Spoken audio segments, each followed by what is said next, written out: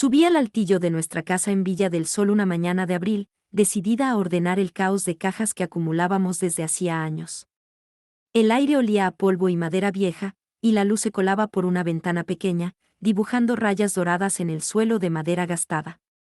Entre manuales escolares, fotos desvaídas y un ventilador roto que Ricardo juró arreglar alguna vez, encontré una caja de terciopelo azul, del tamaño de un libro pequeño, escondida bajo una pila de cuadernos. No era mía. Mis manos temblaron al abrirla. Dentro brillaba un anillo de plata con un zafiro diminuto, grabado con un nombre que no reconocí, Valeria. Junto al anillo, una nota doblada, escrita con la letra precisa de Ricardo, para la mujer que me dio luz en mis días más oscuros.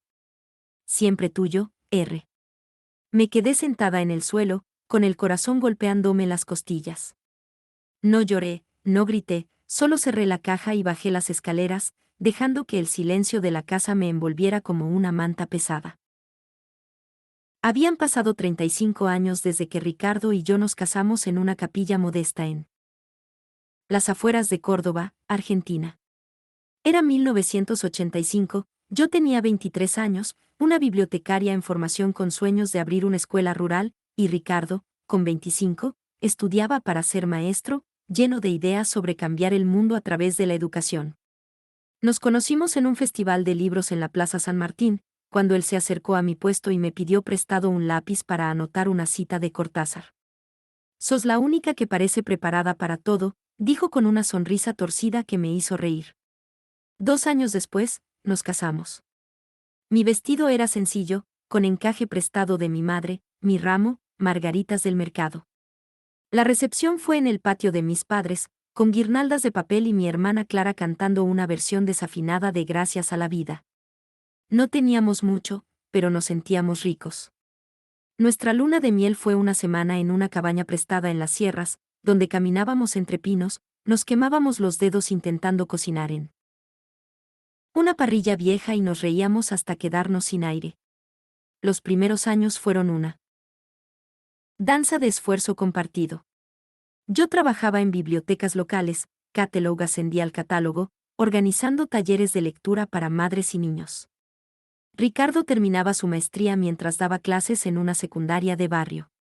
Vivíamos en un departamento pequeño, con paredes descascaradas y un balcón donde colgábamos la ropa. Cuando nació Sofía, en 1990, nuestro mundo se volvió más grande y más frágil. Era una bebé risueña, con ojos enormes que parecían guardar secretos. Ricardo la cargaba como si fuera de cristal, cantándole canciones de cuna que inventaba sobre la marcha. Yo dejé de trabajar full time para cuidarla, tomando turnos esporádicos en la biblioteca. Ricardo soñaba con algo más grande, una fundación educativa para niños de barrios vulnerables. En 1995, con ahorros y un préstamo, abrió Luz del Futuro. Yo decoré la oficina, paredes verdes, estanterías de madera llenas de libros donados, un rincón con almohadones para que los chicos leyeran. Éramos un equipo, o eso creía. Teníamos rituales que hacían que la vida pareciera completa. Los domingos, nos sentábamos en el balcón con mate y facturas, resolviendo acertijos de la revista del diario. Yo siempre terminaba primero, aunque Ricardo fingía no notarlo, guiñándome un ojo mientras cebaba otro mate. Los viernes, horneaba medialunas caseras, y el olor llenaba la casa, mezclado con el aroma del mate que preparábamos para compartir. Ricardo dejaba sus zapatillas tiradas en la entrada, y yo las acomodaba sin quejarme, porque esos detalles, pensaba, eran el amor. Cuando Sofía empezó el jardín, Ricardo la llevaba de la mano, contándole historias sobre árboles que hablaban y nubes que escondían tesoros. Yo volví a la biblioteca part-time, organizando ferias de libros y talleres para madres. En las noches, cuando Ricardo llegaba agotado, con los hombros tensos y los ojos cansados, le masajeaba la espalda mientras me contaba sobre un alumno que había aprobado un examen difícil o una donación que aseguraba otro año para la fundación. Nos reíamos de las pequeñas cosas, un chiste malo que se le ocurría, una factura que se nos caía al piso, un mate demasiado amargo que me hacía fruncir la cara. Esos momentos eran nuestro pegamento, la prueba de que, aunque no tuviéramos lujos, teníamos algo sólido, algo nuestro. Pero el tiempo desgasta lo que no se cuida, y hacia los 2000, Ricardo empezó a cambiar. Las cenas, que antes estaban llenas de charlas y risas, se volvieron silenciosas, acompañadas solo por el murmullo de la tele. Dejé de contarle sobre mi grupo de lectura, donde discutíamos novelas de Almudena Grandes o cuentos de Silvina Ocampo. Él dejó de hablar de sus alumnos, de los chicos de la fundación, de sus sueños. Sus respuestas se volvieron cortas, casi mecánicas. ¿Cómo estuvo tu día?, preguntaba yo, esperando recuperar algo de lo que éramos. Bien, decía, sin mirarme, con los ojos fijos en la pantalla o en un diario que apenas leía. Empecé a justificar sus ausencias, a construir excusas que me ayudaran a dormir por las noches. Es la fundación, me decía, lleva demasiado peso. Es el estrés, la edad, la rutina. Cuando olvidó nuestro aniversario en 2015, el primero que pasó sin un regalo o una nota, lo atribuí a una distracción, a un descuido. Cuando dejó de abrazarme por las noches, de buscar mi mano en la oscuridad, culpé al cansancio, a los años que pesan en el cuerpo. Durante meses, dormíamos de espaldas, como dos extraños compartiendo una cama, cada uno en su lado, con un océano de sábanas entre nosotros. Me dije que el amor maduro era así, estable, tranquilo, no apasionado. Pero en el fondo, en ese lugar donde guardamos las verdades que no queremos ver, sabía que algo se estaba rompiendo, que algo en nosotros se estaba deshaciendo como un hilo suelto en una tela vieja. El primer inicio fue sutil, tan pequeño que podría haberlo ignorado si no hubiera estado tan atenta, tan hambrienta de respuestas. Fue hace 3 veranos, durante el cumpleaños 30 de Sofía. Organizamos una cena en casa. Una de esas noches que planeábamos con cuidado para que todo saliera perfecto.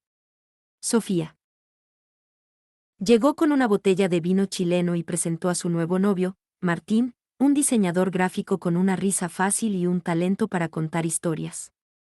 Ricardo asó chorizos en la parrilla del patio, el humo subiendo en espirales mientras bromeaba sobre su técnica infalible. Yo preparé una tarta de zapallo, dorada y crujiente, y una ensalada de rúcula con nueces y queso azul. Por unas horas, fuimos una familia otra vez, sentados alrededor de la mesa de madera, riendo mientras Martín contaba anécdotas de un viaje a Brasil donde casi pierde su mochila en una playa.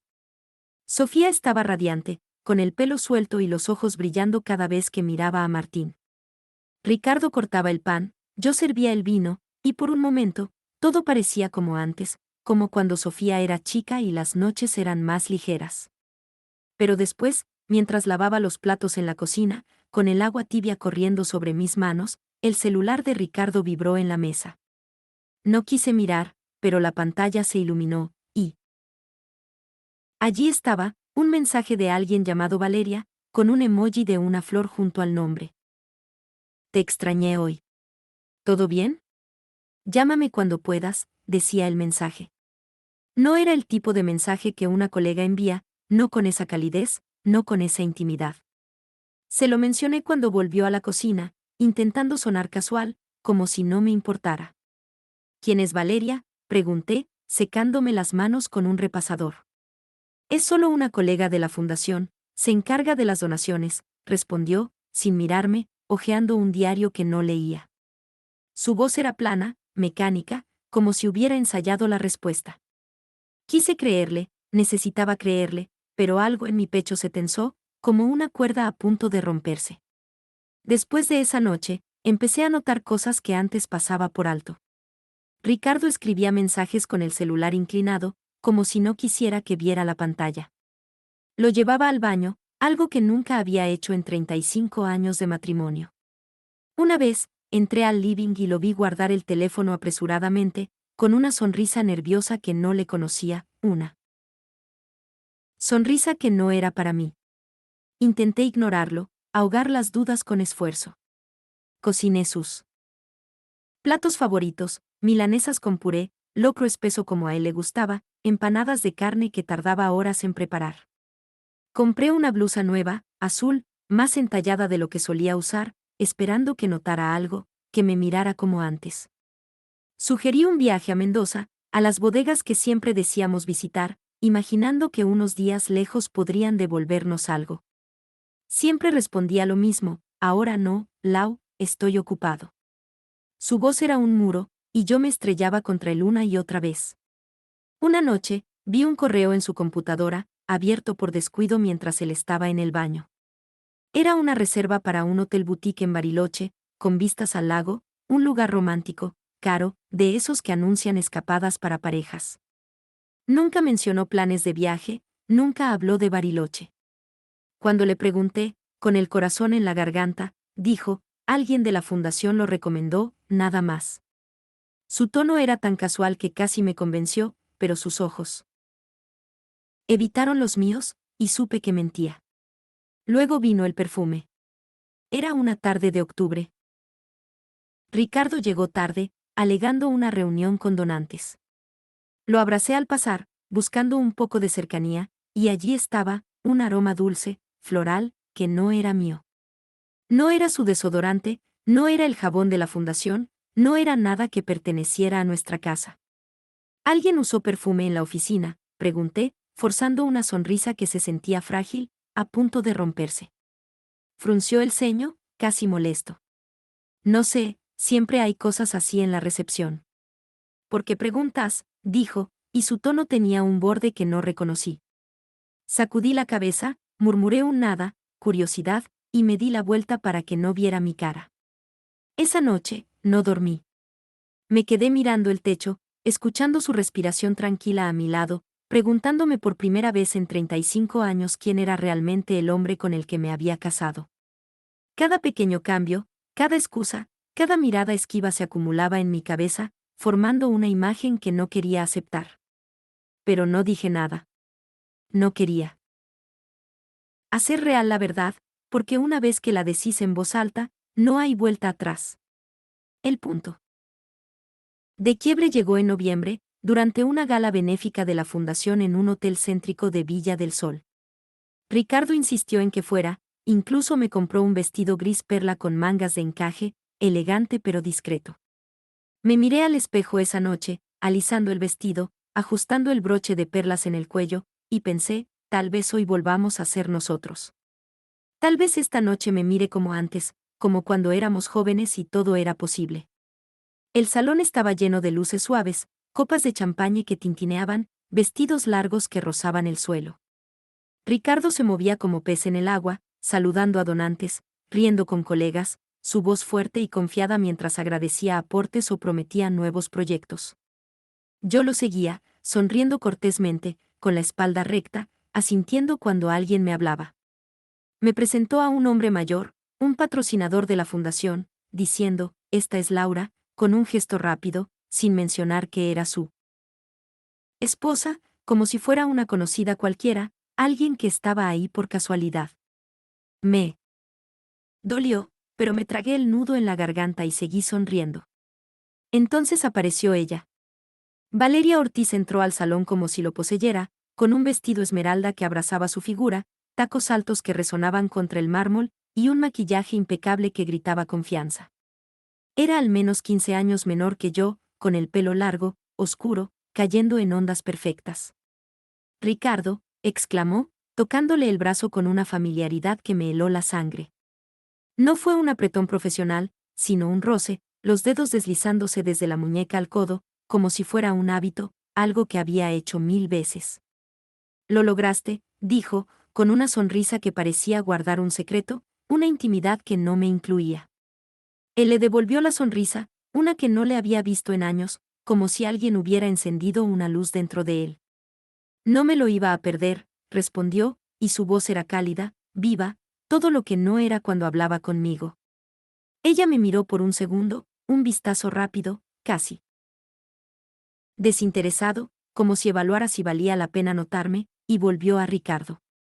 Hablaron de donantes, de la logística de la gala, riendo por chistes que no entendí, pequeños guiños que parecían ensayados. En un momento, Valeria ajustó la solapa de su saco, diciendo, siempre se te dobla, con una risa suave, como si fuera una esposa que lo había hecho 100 veces antes.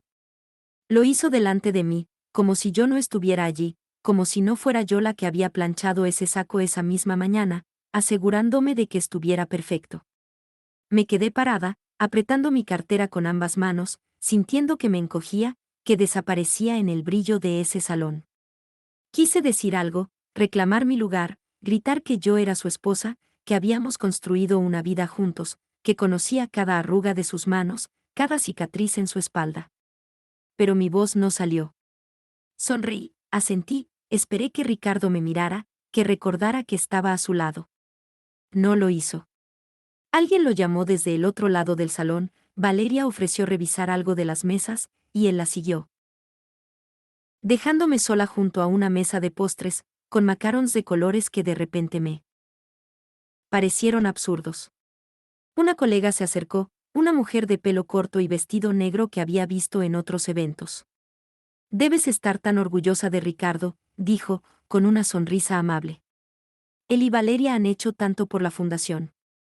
Ella siempre está a su lado, en todo. Forcé una sonrisa, sintiendo que se me quebraba la cara.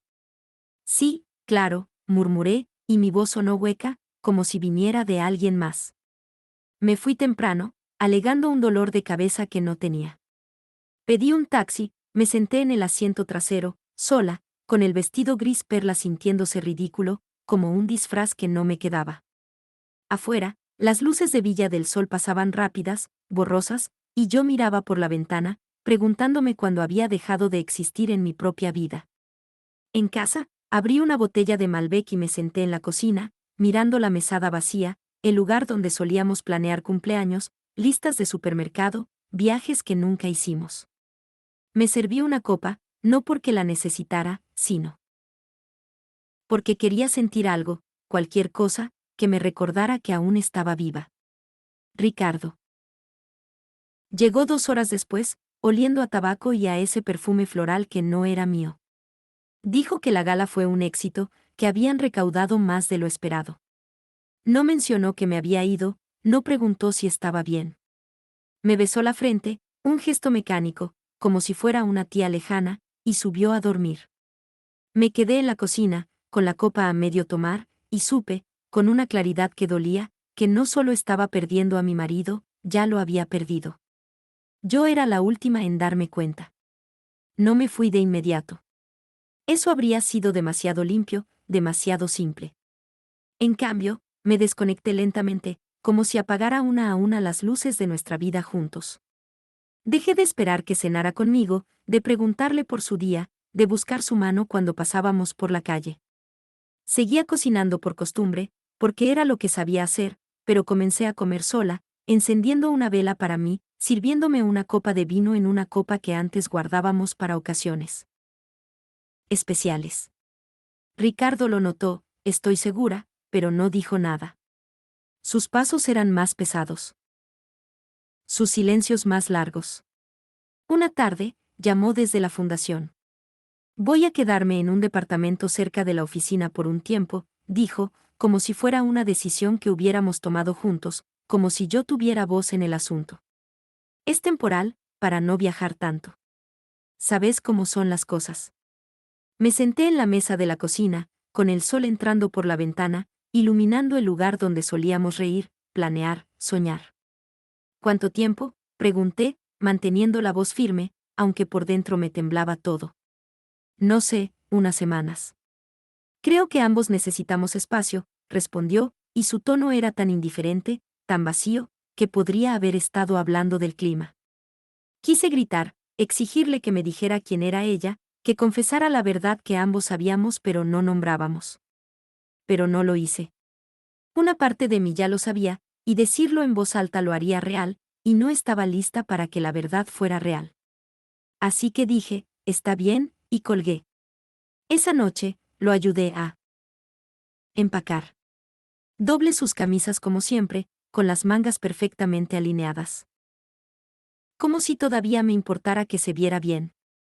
Limpié sus zapatos, guardé su cepillo de dientes y su máquina de afeitar en una bolsa pequeña, cada movimiento mecánico, como si estuviera embalando una vida que ya no era la mía. No me tocó, no me abrazó, no me miró a los ojos. Se fue con una valija que le había regalado para un viaje que nunca hicimos, y yo me quedé en la puerta, viendo su auto desaparecer en la calle, las luces traseras como ojos rojos que se desvanecían. Luego, limpié la cocina, fregando la mesada con tanta fuerza que me dolieron las manos, como si pudiera borrar lo que acababa de pasar.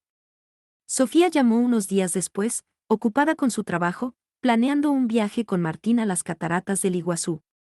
No le conté nada. Habló de sus deadlines, de un cliente que quería un logo imposible, de cómo Martín la hacía reír incluso en los peores días.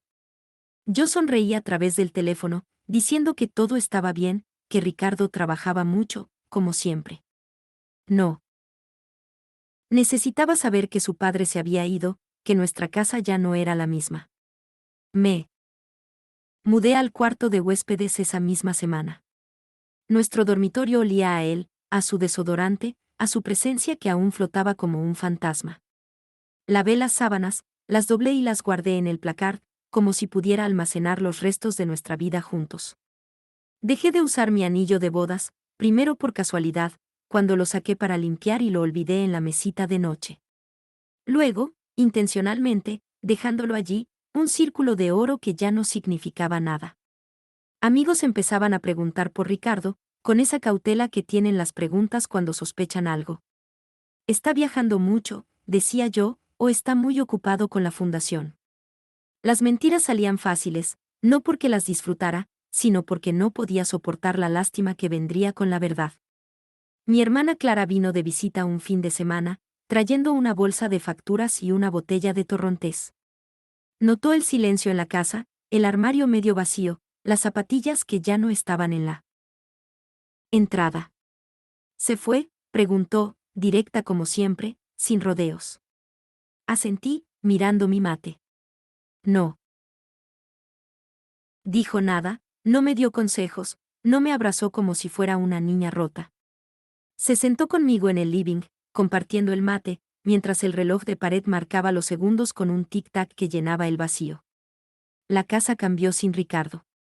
Antes, siempre había ruido, pequeños sonidos que daban vida al espacio, el tintineo de sus llaves al entrar, el crujido de la puerta del baño que nunca cerraba del todo, el zumbido de su afeitadora eléctrica en las mañanas, el suspiro que soltaba al sentarse en el sillón después de un día largo. Esos sonidos, que antes me parecían ordinarios, ahora eran ausencias que resonaban, huecos que la casa no sabía llenar. Al principio, preparaba mate para dos por costumbre, cebando 2 rondas antes de darme cuenta de que no había nadie más.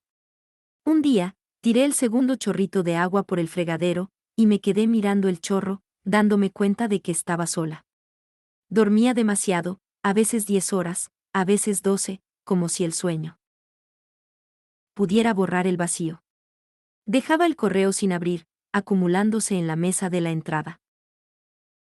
El jardín se volvió salvaje, los jazmines que tanto cuidaba se enredaron, las rosas se marchitaron, y no me importaba. Sofía llamó un par de veces, sugiriendo que me mudara con ella y Martín por un tiempo. Estoy bien, le decía, solo necesito descansar. Pero no estaba bien. Mi punto más bajo no fue un colapso dramático, no fue gritar en la calle ni romper platos. Fue una noche, comiendo galletitas solas en la cocina, con la tele de fondo pero sin sonido, dándome cuenta de que no había hablado con otro ser humano en 3 días. Me miré al espejo, con el pelo desarreglado, los ojos apagados, los hombros encorvados como si hubiera olvidado cómo pararme derecha. Esta no soy yo, susurré, no como una afirmación, sino como una pregunta, porque no sabía quién era sin Ricardo, sin el rol de esposa, de madre, de sostén invisible de una vida que ya no existía. Todo cambió con el anillo. Ese anillo de plata, ese zafiro diminuto, esa nota con el nombre de Valeria, eran la prueba de lo que había negado durante años. No lo tiré, no lo rompí, no lo tiré al fuego. ¿Cómo habría hecho en una película? Lo guardé en un cajón de la cocina, bajo pilas gastadas, folletos viejos y un rollo de cinta adhesiva. No quería destruirlo, necesitaba que me recordara la verdad, como una herida que seguía tocando para asegurarme de que aún dolía. Pero algo en mí despertó, una chispa pequeña, casi imperceptible, pero suficiente para empezar a moverme. Hice café como me gustaba, fuerte, con un toque de vainilla que Ricardo siempre decía que era demasiado dulce. Agregaba un extra solo por despecho, porque podía, porque era mío. Limpé su armario, doblé sus camisas una por una, Las metí en bolsas para donar, cada prenda un recordatorio de una cena perdida, de una mentira dicha, de un silencio que se tragó nuestras noches. Encontré cartas que le escribí en nuestros primeros años, promesas de amor eterno, sueños de una escuela juntos, notas tontas sobre un chiste que habíamos compartido en una tarde de lluvia. Las leí una por una, tratando de recordar a la Laura que las escribió, una Laura que creía en él para siempre. Luego las puse en el reciclaje, sin drama, sin lágrimas, solo un adiós tranquilo a algo que ya no era mío. Salí a caminar por el barrio, algo que no hacía en meses. Me detuve en la plaza, viendo a los chicos correr detrás de una pelota, a los perros ladrar, a las madres charlar en los bancos mientras tomaban mate. El mundo seguía girando, los árboles seguían creciendo, el cielo seguía siendo azul, y yo seguía aquí, respirando, existiendo, aunque me sintiera como un fantasma. Pasé por la casa de los Fernández, con sus macetas de geranios y su perro que nunca paraba de ladrar. Saludé a la señora Marta, que regaba su jardín con una manguera vieja. Me devolvió el saludo, y por primera vez en meses, no sentí vergüenza de estar sola, de ser vista sin Ricardo a mi lado. En casa, abrí un cuaderno nuevo, uno que había comprado años atrás para journaling pero nunca usé. Era de tapa dura, con hojas gruesas y un diseño de flores en la portada. Escribí una sola frase, con la lapicera temblando un poco: estoy viva. Cerré el cuaderno y lo dejé en la mesada, como una promesa, como un primer paso. Cociné para mí, no algo rápido, no una sopa de sobre o un sándwich apurado. Hice comida de verdad, pollo al limón, con la piel crujiente y el aroma llenando la cocina, puré de batatas, suave y especiado, espinacas salteadas con ajo y un toque de limón. Puse un mantel, uno de lino que guardábamos para Navidad, encendí una vela, me serví una copa de vino en una copa de cristal que no usaba desde el bautismo de Sofía. No era para nadie más, no había público, no estaba intentando impresionar. Lo hice porque merecía sentir que importaba, porque merecía una mesa puesta para mí. Una noche, saqué el anillo del cajón. Lo sostuve bajo la luz de la cocina, viendo el zafiro brillar, el nombre Valeria grabado como un tatuaje, como una marca que no podía borrar. No lloré, no lo tiré contra la pared. Lo llevé al patio, donde el jazmín que Ricardo siempre prometió podar crecía salvaje, enredándose en la cerca. Cavé un hueco pequeño con una cuchara vieja, enterré el anillo, cubrí la tierra con las manos, sintiéndola humedad fría contra mis dedos. No fue un gesto teatral, no dije palabras grandilocuentes ni hice promesas al cielo. Fue un adiós silencioso a algo que nunca fue mío, a una Laura que ya no era, a una vida que había dejado de pertenecerme. Empecé a moverme diferente, como si mi cuerpo estuviera aprendiendo a ocupar espacio otra vez. Llamé a Clara y le propuse almorzar en un café del centro, uno con mesas al aire libre y un mozo que siempre sonreía. Pedimos milanesas con papas fritas, una jarra de limonada, y hablamos de todo menos de Ricardo, de su nuevo trabajo en una ONG, de un viaje que quería hacer a Salta, de una serie que la tenía enganchada. Reímos, y mi risa sonó real, no forzada, no como un eco de algo que solía ser. Me uní a un grupo de escritura online, un foro donde mujeres de todas las edades compartían poemas, cuentos, pedazos de sus vidas que nunca creyeron que valían la pena contar. Escribí sobre el olor del pan recién horneado en la panadería de la esquina, sobre la risa de Sofía cuando era chica y se caía de la bici, sobre el peso de un anillo que no era mío. Las otras mujeres respondían con comentarios amables, diciendo que mis palabras las hacían sentir menos solas. Compré acuarelas en una librería del centro, un set barato con colores brillantes y un cuaderno de hojas gruesas. Pinté flores torpes, jazmines y rosas que no se parecían a los reales pero que eran míos, cada pincelada un pequeño acto de rebeldía. En el espejo, comencé a reconocerme, no como la esposa de Ricardo, no como la madre de Sofía, sino como Laura, a secas, una mujer que aún tenía cosas que decir, que hacer, que ser. No estaba curada, no estaba completa, pero estaba de pie, y eso era más de lo que había esperado. Fui al banco un martes por la mañana, me senté frente a una empleada joven con un traje impecable que me llamó señora Torres hasta que la corregí, con una calma que me sorprendió: Laura, no más. Eliminé a Ricardo de mis cuentas, redirigí mis ahorros, abrí una cuenta de alto rendimiento que no sabía para qué usaría, pero que me daba una sensación de control, de futuro. Firmé los papeles, agradecía la empleada y salí al sol, sintiéndome más ligera, como si hubiera soltado un peso que llevaba años cargando. Visité a una abogada, Marta, en un estudio pequeño pero acogedor, con paredes blancas y una planta de potus en la esquina. Le pedí actualizar mi testamento. Quise que todo fuera para Sofía, con un fondo para una biblioteca infantil, un sueño que Ricardo nunca tomó en serio porque decía que no era práctico. ¿Algo más?, preguntó Marta, anotando en una libreta. Pensé en el anillo, en la casa, en las cartas que guardaba en el altillo, notas que escribía Ricardo en nuestros primeros años, promesas que ahora parecían de otra vida. Sí, dije. Hay una caja de cartas en mi placard. Son mías. Quiero que se las den a Sofía, sin abrir, si algo me pasa. Anotó todo, sin juzgar, sin preguntar más de lo necesario, y me sentí vista, escuchada, como si mi voz importara. Decluteré la casa, no con rabia, no como si quisiera borrar a Ricardo, sino con propósito, como si estuviera haciendo espacio para algo mejor. Guardé fotos de él en cajas, no para olvidarlo, sino para recordarlo. Diferente, no como el hombre que me dejó, sino como el que alguna vez me quiso, o al menos lo intentó. Doné sus trajes, los que usaba para las galas, los que planchaba con cuidado para que estuviera impecable. Regalé los libros que nunca terminó, novelas de García Márquez y ensayos de pedagogía que acumulaban polvo en el estante. En las noches, encendí velas, no por luto, no por tristeza, sino por paz, por la calma que empezaba a encontrar en los pequeños actos de cuidarme. Empecé a digitalizar fotos viejas de Sofía, ella en su primer día de jardín, con un delantal a cuadros y una sonrisa enorme, en su comunión, con un vestido blanco que le quedaba un poco grande, en la playa, con un sombrero ridículo que Ricardo le compró en un puesto de artesanías.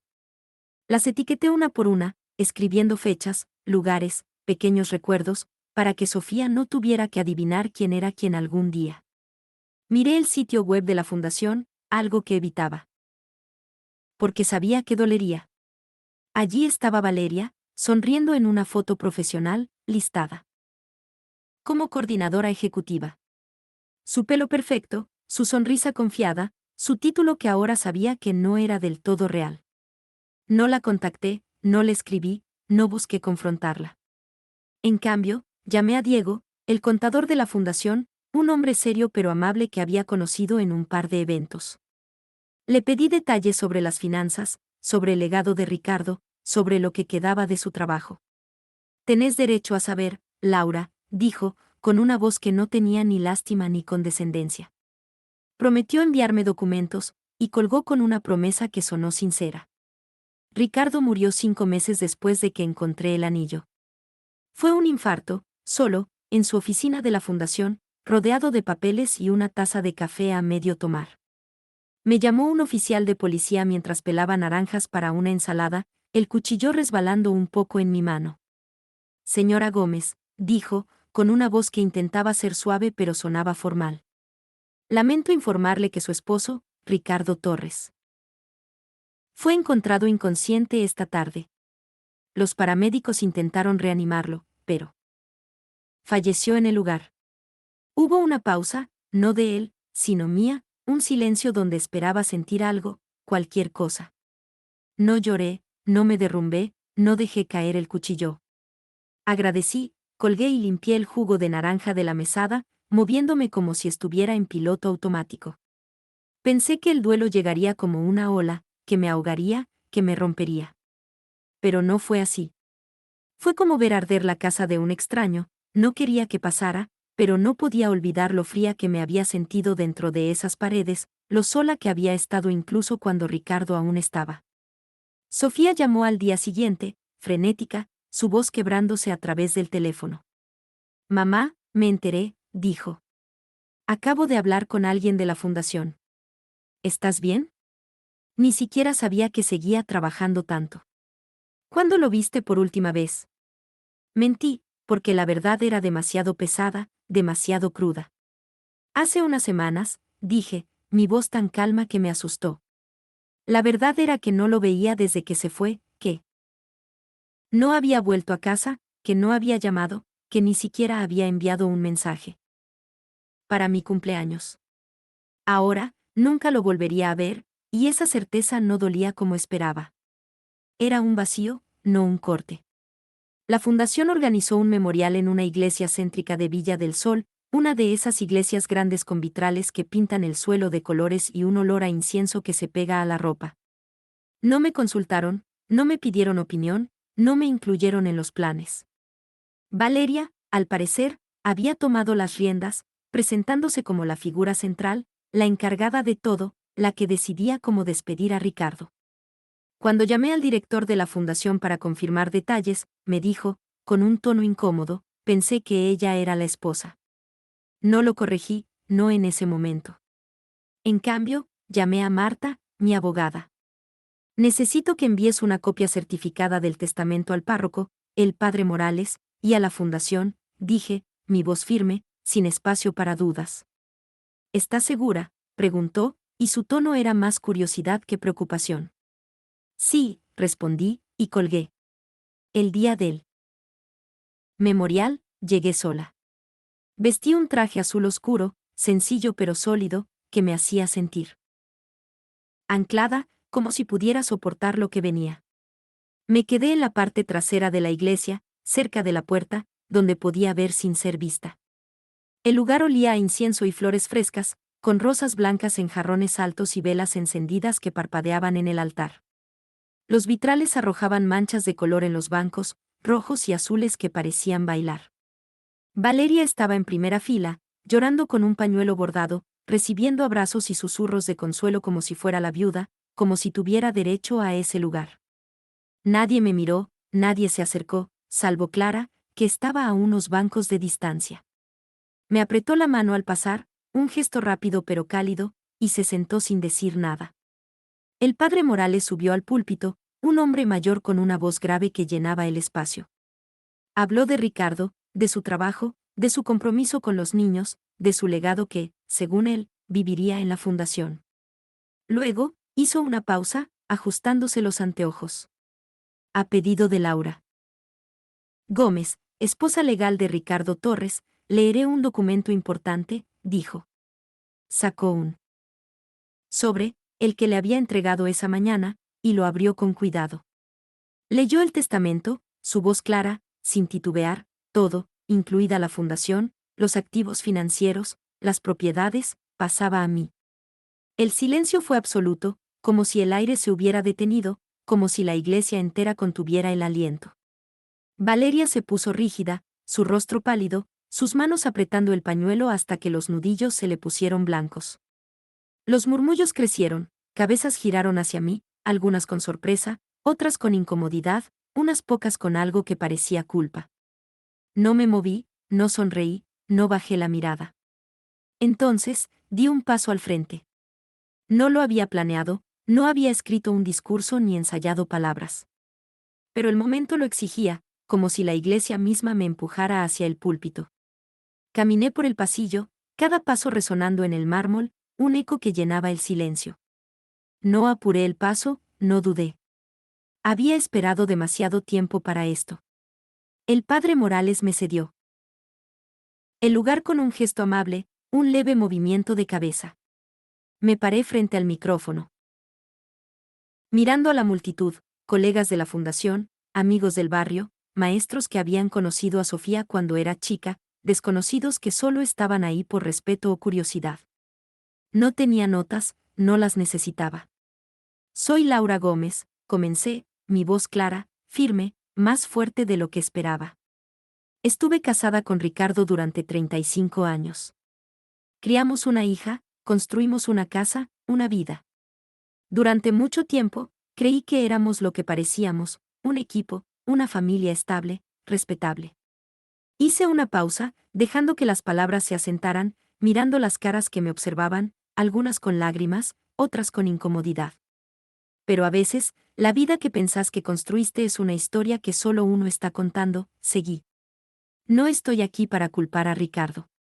Fue un hombre bueno, dedicado, alguien que dejó una marca en muchos.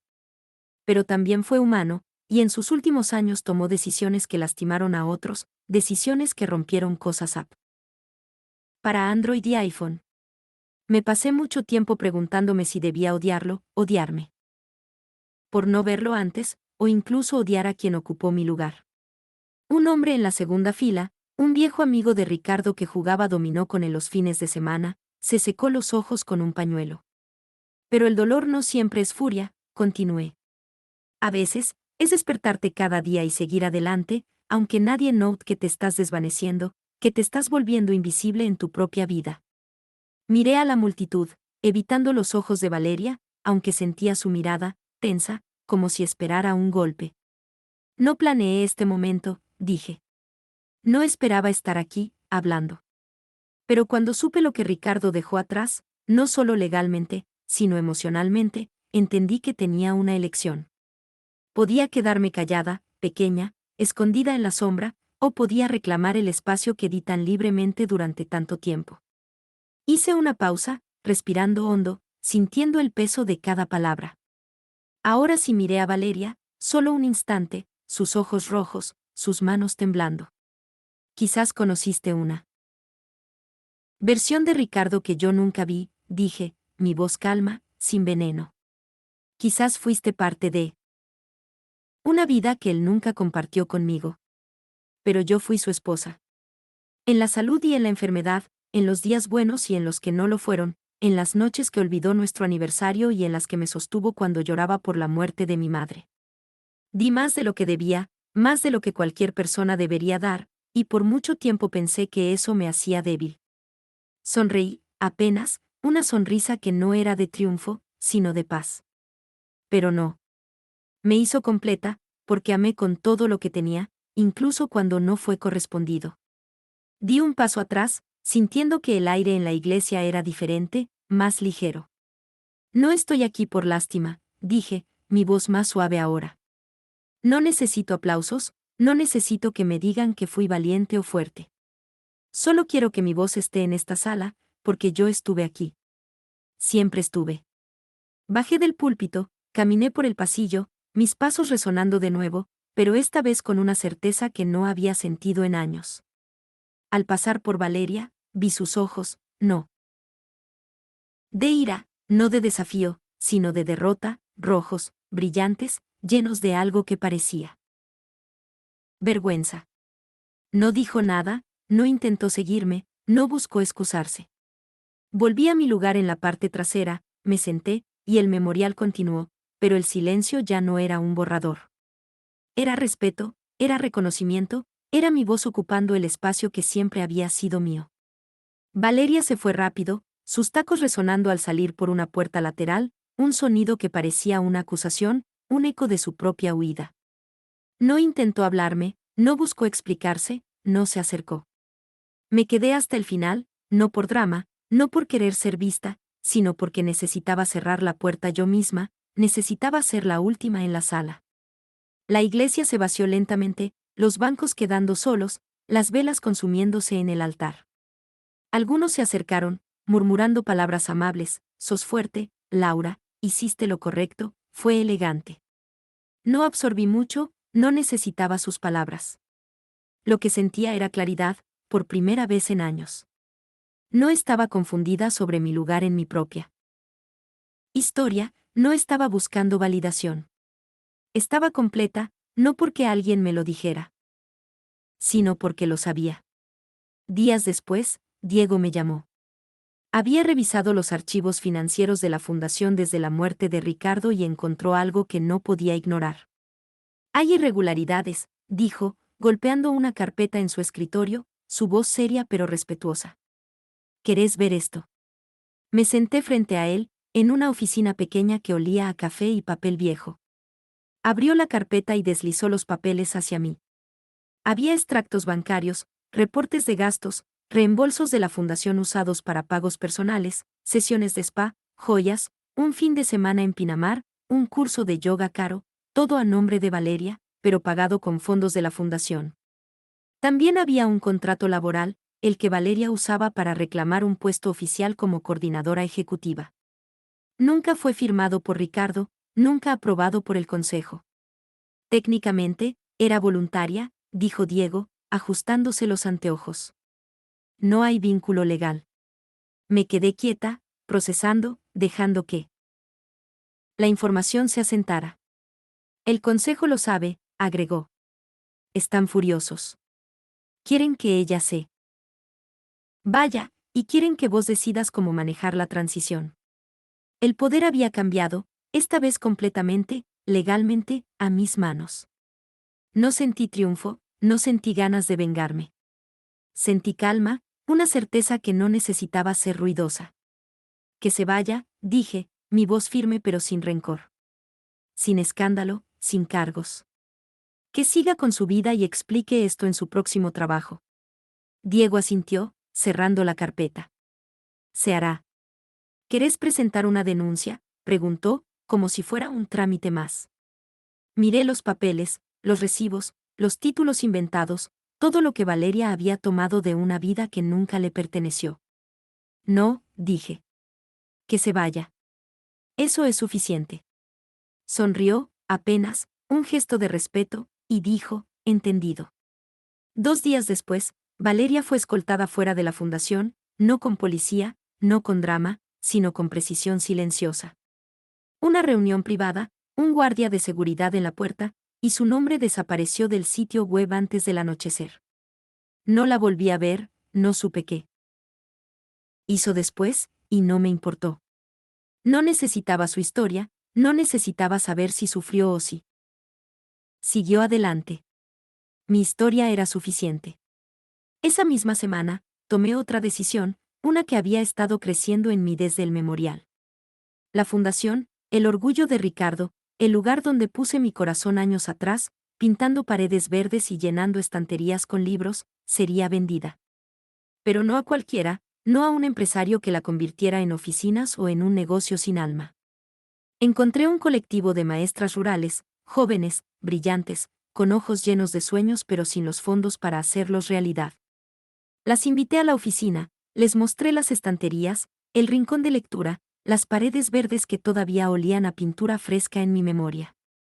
Caminaron por el espacio, tocando los escritorios, hojeando los libros, susurrando entre ellas con una emoción que me recordó a mí misma a los 23, cuando creía que podía cambiar el mundo. Sus ojos brillaron, y una de ellas, una mujer de unos 30 años con el pelo corto y una bufanda de lana, dijo, esto es exactamente lo que soñamos. Les vendí el edificio por $1. Literalmente, $1, una moneda que saqué de mi cartera y que puse en la mesa con una sonrisa. ¿Es una broma?, preguntó otra, riendo nerviosa, sus manos temblando. No es caridad, dije. Es un comienzo limpio. Úsenlo bien. Lloraron, se abrazaron, me agradecieron con palabras que tropezaban entre sí. Yo no lloré. Ese edificio había sido el escenario de demasiadas heridas, de secretos susurrados que no debía escuchar, de noches que pasé preguntándome por qué no era suficiente. Dejarlo ir fue como exhalar después de años conteniendo el aliento, como soltar una cuerda que me había atado demasiado tiempo. Cuando firmamos los papeles, en una oficina notarial que olía a cera y café, me paré frente al edificio una última vez. El cartel aún decía Fundación Luz del Futuro, letras blancas sobre un fondo azul que Ricardo había elegido porque decía que inspiraba confianza. En unas semanas, sería otro cartel, otro nombre, otra historia. Toqué el ladrillo con los dedos, áspero y frío bajo mi piel, y me fui sin mirar atrás. No fue venganza, no fue destrucción. Fue reclamación, fue tomar lo que era mío, no por odio, sino por derecho. Valeria no heredó lo que creía suyo, no se quedó con el legado que pensó que le pertenecía. Los secretos de Ricardo, cuidadosamente guardados, no se convirtieron en una estatua ni en un mito. Y yo no solo sobreviví. Reescribí el final, no con rabia, no con lástima, sino con gracia, con una fuerza que no sabía que tenía pero que siempre estuvo ahí, esperando que la encontrara. Sofía apareció en mi puerta un sábado, sin avisar, un día gris donde el cielo parecía una sábana vieja. Estaba regando un lirio de la paz que Ricardo siempre olvidaba cuidar, sus hojas verdes brillando bajo el agua. Cuando abrí, la vi distinta, no desarreglada, no rota, sino vulnerable, con los hombros bajos y los ojos buscando los míos, como si necesitara permiso para entrar. ¿Puedo pasar?, preguntó, su voz suave, casi tímida. La dejé entrar sin decir nada, señalando el sillón del living. Se quitó los zapatos, se sentó, miró el piso un momento, como si buscara las palabras en las vetas. De la madera. No sabía, dijo al fin, su voz quebrándose un poco. No sabía cuánto habías sufrido con papá. Me senté frente a ella, con una taza de té en las manos, el vapor subiendo en espirales. No quería que lo supieras, dije. Pensé que era solo la edad, el trabajo, que estaba distraído. Lo estaba, dije, suave, mirando mi té. Y también estaba con alguien más. Su mandíbula se tensó, sus ojos se oscurecieron. Valeria, dijo, como si el nombre le quemara. Asentí, dejando que el silencio hablara por mí. ¿Lo sabías con certeza antes de que muriera?, preguntó, y su voz era un hilo, a punto de romperse. Dudé, luego dije, lo supe cuando encontré el anillo. Dolió, pero para entonces, ya lo había perdido emocionalmente. Me miró, los ojos brillando, no con lágrimas, sino con algo más profundo, algo que parecía dolor y amor al mismo tiempo. ¿Por qué no me lo contaste?, preguntó, y su voz era más súplica que reproche. Porque lo querías, dije. Y no quería cambiar eso. Merecías amar a tu papá sin que mi dolor se interpusiera. Se levantó, caminó por el living, sus pasos rápidos. Nerviosos, como si necesitara moverse para no romperse. Ojalá me hubieras dejado estar ahí para vos, dijo, su voz subiendo. Siempre estuviste para mí, cada ruptura, cada llamada de madrugada, cada rodilla raspada. Y cuando se trataba de vos, te quedaste callada. La miré un momento, dejando que sus palabras se asentaran, sintiendo el peso de lo que no había dicho durante tanto tiempo. No quería que cargaras con el peso que yo llevé durante décadas, dije. Pero no sos más una niña, y yo ya no estoy rota. Eso la detuvo. Me miró, realmente me miró, no como su madre, no como la que le preparaba sándwiches para el colegio o le escribía notitas en la vianda, sino como una mujer, como alguien que había sobrevivido y seguía de pie. Estás distinta, dijo, su voz suave, casi sorprendida. Lo estoy, dije, y mi voz era firme, pero cálida. Se sentó de nuevo, su expresión más suave, los hombros menos tensos. Perdón, mamá, dijo, y sus ojos buscaron los míos. No necesito tu disculpa, pequeña, dije, sonriendo. Solo tu honestidad y tu compañía, si querés dármela. Nos sonreímos, y por primera vez desde que Ricardo se fue, desde que murió, desde que el mundo se inclinó y me dejó tambaleando, sentí algo sólido entre nosotras. No dependencia, no culpa, no obligación. Paz, una paz que no necesitaba palabras, que se construía en las miradas, en las sonrisas, en el silencio que ya no dolía. Hablamos por horas, sentadas en el living, con el té enfriándose en las tazas. Me contó sobre su trabajo, sobre un proyecto que la tenía emocionada, sobre Martín y cómo la hacía reír incluso en los peores días. Hablamos de recuerdos, de cuando era chica y se subía a la mesa para bailar cumbia, de cuando Ricardo le enseñó a andar en bici y ella gritaba que iba a volar. Reímos, lloramos un poco, no porque estuviéramos rotas, sino porque éramos humanas, porque los recuerdos son así, dulces y filosos al mismo tiempo. No borramos el pasado, no fingimos que no dolió, pero creamos un espacio nuevo, una forma de estar juntas que no habíamos tenido antes, una que no necesitaba que yo fuera la madre perfecta ni ella la hija ideal. Cuando se fue, me abrazó fuerte, más de lo que lo había hecho en años, sus brazos apretándome como si no quisiera soltarme. Vuelvo el finde, dijo, sonriendo. Plantemos jazmines. Me gustaría, dije, y mi sonrisa era real, no un reflejo, no una máscara. Han pasado 6 meses desde el memorial, y la casa es diferente ahora. No está vacía, no está embrujada, no es un museo de lo que fue. Es mía, en cada rincón, en cada detalle. Pinté el living de crema, un color cálido que atrapa la luz de la mañana. Moví el sillón donde da más sol, cerca de la ventana que da al patio. Cambié las cortinas pesadas, las que Ricardo prefería porque decían que eran elegantes, por otras ligeras, de lino blanco, que dejan entrar el aire y la luz. El dormitorio es ahora azul pálido, un color que me calma, que me hace sentir que puedo respirar hondo sin miedo. En el patio, bajo el jazmín, la tierra se asentó donde enterré el anillo. Los jazmines florecen, rojos, llenos, vivos sin pedir permiso, enredándose en la cerca como si supieran que no necesitan agradar a nadie. Los visito cada mañana con una taza de té, no para llorarlo, no para buscar respuestas, sino para respirar, para estar presente. Para sentir el sol en la piel. No pienso en Ricardo todos los días. Cuando lo hago, no es con añoranza, no es con enojo, no es con el dolor que alguna vez me cortó como un cuchillo. Es con reconocimiento, con una calma que no necesita explicaciones. Fue parte de mi historia, sí, un capítulo largo, lleno de risas y silencios, de amor y traición. Dejó una cicatriz, una marca que no niego, pero también un espacio, un lienzo en blanco que ahora lleno con mis elecciones, mi voz, mi alegría silenciosa. No busco llenarlo con ruido, con grandes gestos, con cosas que no soy. Lo lleno con lo que importa, una taza de té, una risa con Clara, una tarde pintando jazmines que no se parecen a los reales pero que son míos.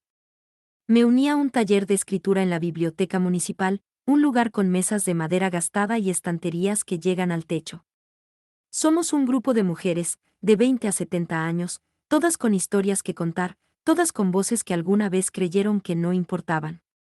Escribo sobre cosas pequeñas, cosas que antes me parecían insignificantes, el olor del pan recién horneado en la panadería de la esquina, el sonido de la lluvia contra el tejado, la risa de Sofía cuando era chica y se caía de la bici, gritando que iba a volar. Escribo sobre el peso de un anillo que no era mío, sobre el silencio que casi me borra, sobre la mujer que sigo siendo a pesar de todo.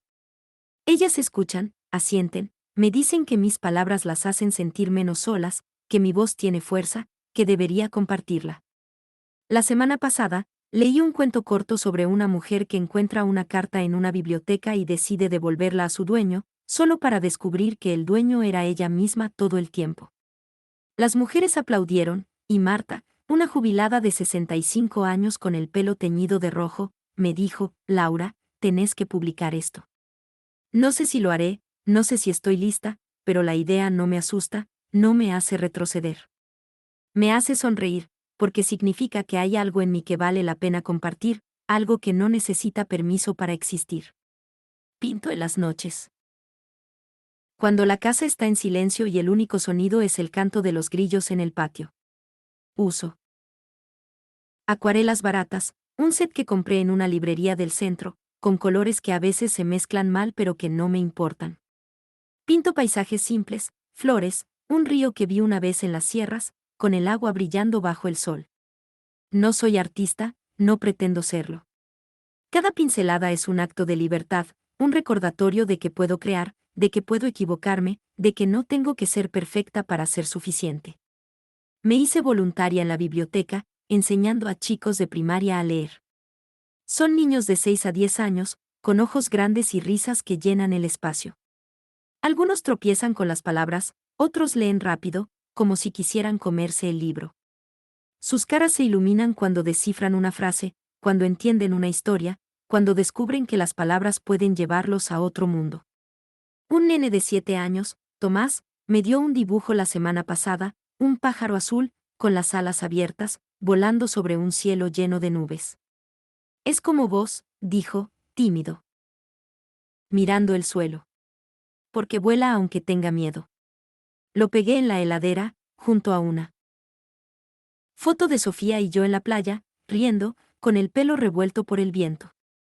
Ese dibujo es mi recordatorio, mi prueba de que estoy aquí, de que vuelo, de que no tengo que ser perfecta para seguir adelante. A veces, paso por la vieja oficina de la fundación, ahora un centro educativo llamado Semillas.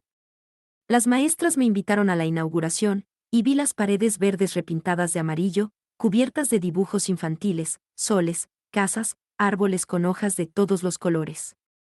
El rincón de lectura sigue ahí, pero ahora tiene alfombras nuevas y almohadones con estampados de animales. Los chicos jugaban en el patio, corriendo, gritando, riendo, sus voces como música. Las maestras me dieron una placa de agradecimiento, una cosa sencilla de madera con mi nombre grabado. Pero lo que me llevé fue la risa de esos chicos, el sonido de sus pasos, la certeza de que ese lugar ahora era vida, no dolor. No sé qué hará Valeria, no sé dónde está, no sé si encontró otro trabajo o si sigue llevando ese perfume floral que no era mío. No me importa. No necesito saber su historia, no necesito que pague por lo que hizo. Mi historia es suficiente, mi vida es suficiente. No sé si Ricardo me quiso de verdad, si alguna vez me vio como yo lo vi a él, si nuestro amor fue real o solo una rutina que confundí con devoción. No necesito esas respuestas, no necesito desenterrar el pasado para seguir adelante. Lo que sé es que estoy aquí, en una casa que es mía, con un patio lleno de jazmines, con una mesa donde pongo una vela para mí, con una vida que construyo cada día, no para otros, no para cumplir expectativas, sino para mí. Escribo, pinto, leo, río, planto. Planto jazmines con Sofía los fines de semana, con la tierra metiéndose bajo nuestras uñas, riendo mientras Martín cuenta anécdotas terribles sobre clientes que quieren logos imposibles. Planto rosas con Clara, escuchando sus historias de viajes, de amores, de errores que ahora son solo anécdotas. Planto sueños, pequeños, torpes, pero míos, como una biblioteca infantil que algún día existirá, como un cuento que tal vez publique, como una vida que no necesita ser perfecta para ser completa.